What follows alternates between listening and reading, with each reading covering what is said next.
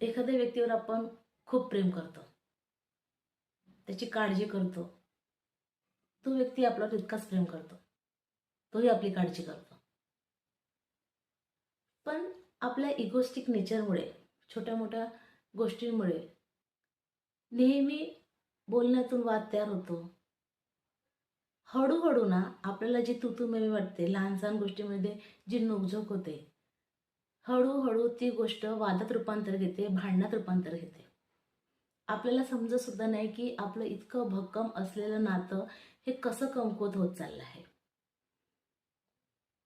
ज्या व्यक्तीवर आपण अतोनात प्रेम करतो, त्याच्याशिवाय राहणं हे आपण विचार सुद्धा करू शकत नाही, त्याच व्यक्तीला आपण त्रास द्यायला लागतो, त्याच व्यक्तीशी आपण वाद घालायला लागतो.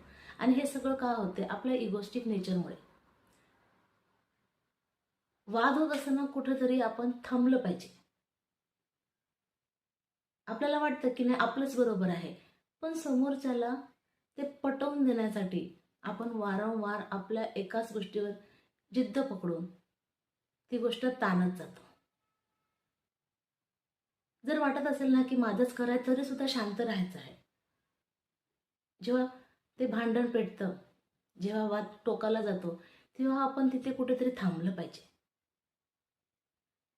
ही जर सवय लावली ना माघार घेण्याची, जेव्हा एखादं गोड नातं असतं तिथे आपण ते नातं टिकवण्यासाठी जेव्हा माघार घेतो, तेव्हा ही माघार कधीच चुकीची नसते.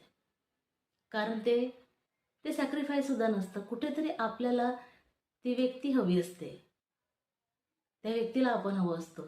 हे जेव्हा सत्य आहे, आपण एकमेकांशिवाय राहू शकत नाही, हे जेव्हा सत्य आहे, तिथे लहान सहान गोष्टींवर शांत राहून जाणे, वाद न घालवायसाठी हे कधीही चांगलं असतं.